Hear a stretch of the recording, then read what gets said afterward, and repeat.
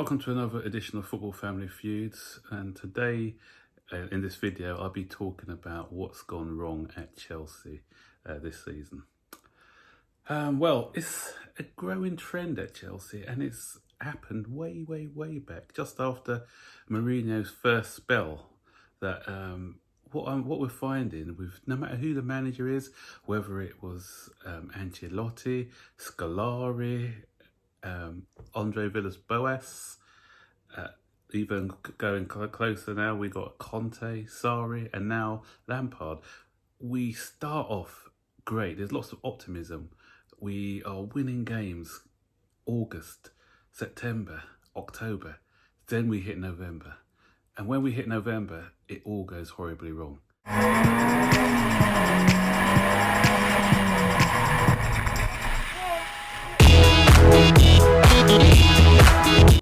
So obviously Scolari left in, I think he lasted quite a while, but it started to go wrong around about November, December for him. I remember Ancelotti talking about November, how he dreaded November.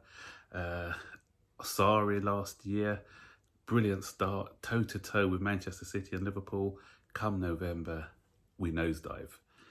And this season is no different. So we had a bad start to the season. So obviously we lost 4-0 to Manchester United, and after that we hit the ground running. We were a joy to watch. We were scoring goals for fun. And if you look at the stats, I bring up the stats. In the first 12 matches, we scored 28 goals. So we're scoring at more than 2 goals a game. The only blip after the Manchester United match was the result against Liverpool. And then it starts to go wrong. As I said, it took until probably the end of November when we played Manchester City. And contrast the beginning of the season with what's happened since. And we've played 11 matches. We've only scored 12 goals in those 11 matches, losing 5 in the process. And we've drawn a blank 4 times. So that is quite damning. It's a chalk and cheese from the beginning of the season to what we're seeing now. So what I want to do, I want to address each area, and I want to give my opinion on what I think's gone wrong. First of all, I'll start with the goalkeeper, Kepa. Kepa, we've spent big money for. We've paid top dollar. And when you pay top dollar for a goalkeeper, he needs to make the saves, the big saves, at the right moment. Statistics show that Kepa has got the lowest shot percentage ratio in the whole division. That is quite damning, actually. Because when you're playing for these big teams, you need to have that concentration, because you're not going to be called upon to make save after save after save after save. But there are going to be moments when a team breaks on you and you're expected to make those big saves. Yesterday was a prime example. Newcastle, first corner, and they score from it. A lot of people are saying that I'm a bit harsh because the header was close in, but he's got 2 hands for it. If you've got 2 hands to the ball, your hands have got to be strong enough to be able to push the ball away. Another thing what bothers me about Kepa is commanding of the box in the area. He does not command his area. That's why we are getting beaten a lot conceding a lot at set plays. He's not a talker in that area, and he doesn't come for the ball. Say what you like about Courtois and the way he left. Whenever we had a corner, you always felt safe with him because he was a massive presence. He used to come for everything, and 9 times out of 10 he used to get the ball. And Kepa hasn't been all bad. He saved us in a couple of games. I could think about the Brighton game when he made some big saves, and that Watford game right at the end when he made a big save. But for a world record goalkeeper, you shouldn't have to be pointing at 2 moments where he's made big saves. You should be looking at moments where he's made big saves game after game after game. When the Man U keeper, De Gea, before he's obviously had a couple of dodgy seasons, but every single game you could see a big save that he's made for Manchester United to keep them in the game.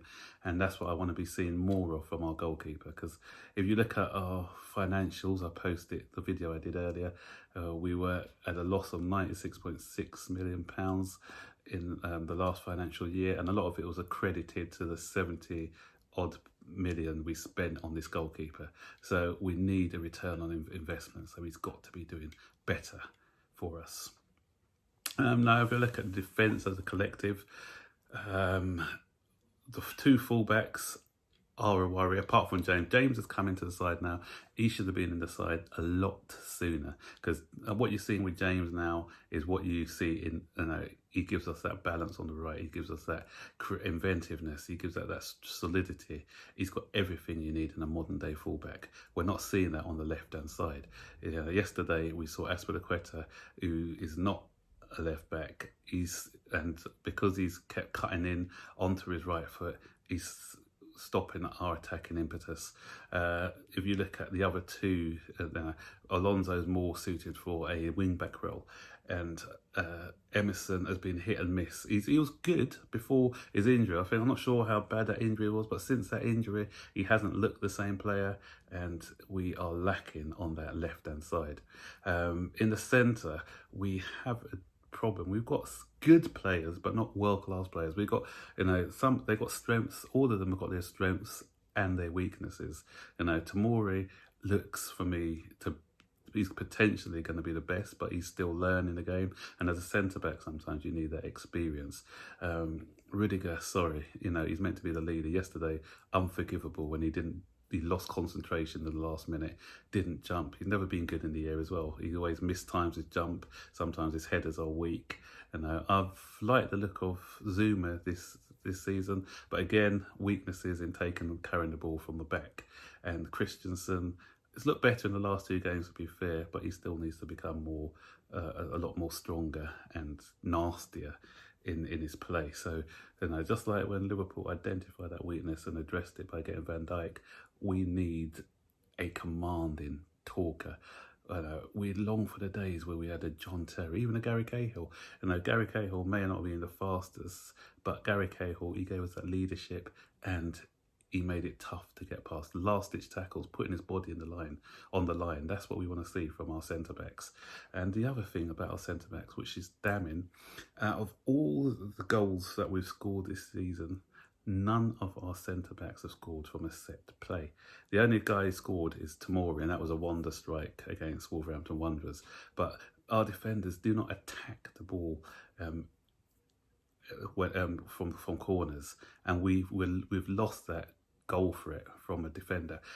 Back in the day, Terry was always scoring goals. Cahill was always scoring goals. Even Carvalho, Gallas, those players were scoring goals. We don't have our centre-backs need to contribute with goals, especially when other areas are not scoring. Okay, that's not their job, but it helps to have a centre-back so you can score a goal.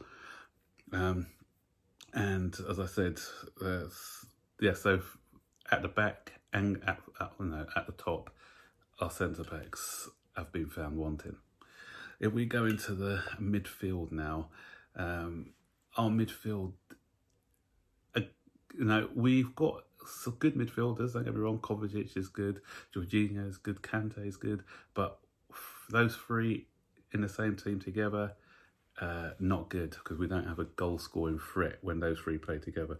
Here's the stats. Kante, 3 goals all season. Jorginho, 3 goals all season, 2 of them penalties. So from open play, 1 goal. Kovacic from open play, 1 goal. So we do have Mason Mount, who scored 5 goals this season. But if we look at Mason Mount's contribution in the last 11 matches, those dreaded 11 matches what I've been talking about, he's only scored 1 goal in those 11 matches. His 4 goals came at the beginning of the season. So what that says to me is that he's probably in need of a rest now. He started the season well. He's young. This is his first full season in Premier League football.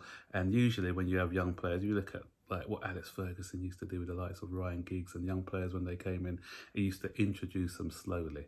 Okay, circumstances have changed because of our transfer ban, so he's been thrown in at the deep end, and we don't have other attackers of his sort apart from maybe Ross Barkley, who's had his injury problems and off-field problems, probably why he hasn't played more often.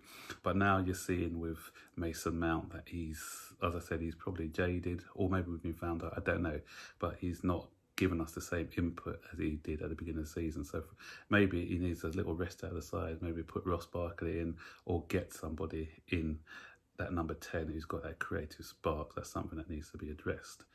And so if we go up top now, if we're looking at the contribution from our forward players, again, not great, apart from Tammy.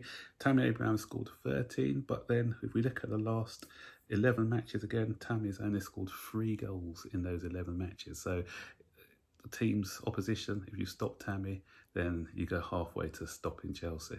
And that's proved evident, because obviously we're not scoring as much as we did before. Batshuayi, he's scored 1, but he's mainly been a bit part player. Willian's contribution has been 4. Some people are saying that this is Willian's best season for a while, but 4 goals and 1 of them was a penalty, so 3 from open play is still not a great output from somebody who you want to take over as a main man from Eden Hazard. That's not good stats, goal scoring stats to have, I'm sorry. And you've got Pulisic, he's got 5, but if you look at the 5 that Pulisic scored, it's a clutch of goals. He's just scored, those 5 have just come in 3 matches, with 3 in a row. He scored, obviously, the hat-trick against Burnley, that was followed out by goals against Crystal Palace and Watford. But obviously he's been in and out with injuries, but even before his injury he stopped scoring, but so we need him to be scoring more consistently rather sort of in clutches. And obviously we've got Hudson-Odoi, he's only got his first senior goal, league goal, last week against Burnley. I'm giving Hudson-Odoi a benefit of the doubt, obviously, because he's coming back from a major injury. So I don't think we've seen the best of him yet. So there you go. That's a problem. We not scoring enough goals. We're creating chances all the time, but we're not converting those chances.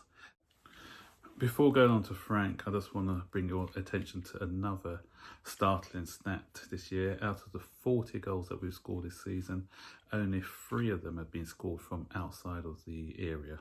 That wonder strike by Tomori. We had a shot by Tammy Abraham in the win against Norwich. And I say 3, but I'll just say 2, because there was a shot by N'Golo Kante against Southampton, which, although it was from outside the box, it took a wicked deflection, which took the ball into the back of the net. Correction, we've actually scored 4 goals from outside the box. How can I forget this goal? So that says we really haven't got quality players like Frank used to be actually himself, who can strike the ball from distance. So this is vital. This is vital to have, especially when you're playing against teams who play with a low block. So moving on to Frank. After a good start, we're starting to see his inexperience now. Some of his team selections have been a bit strange. I was praising Frank at the beginning of the season for making brave decisions, but he's kind of pigeonholing Azpilicueta into the side now, even though he doesn't fit the way that he wants to play. He's been unlucky with injuries, so I'm not going to be too harsh on him for selections, but it's obvious that the likes of Mason Mount is in need of a rest. Obviously, Ruben Loftus-Cheek has been injured this season. Pulisic has been in and out of the side, so maybe he couldn't rotate Mount as much as he wanted to. And obviously Tammy is not going to be rotated because we haven't got the personnel to bring in. So I will kind of give him a pass on that. But I think especially over the Christmas period, he should have done a bit more rotating in certain areas. So I think that's why we had a very indifferent Christmas period. And some of his in-game substitutions can be better.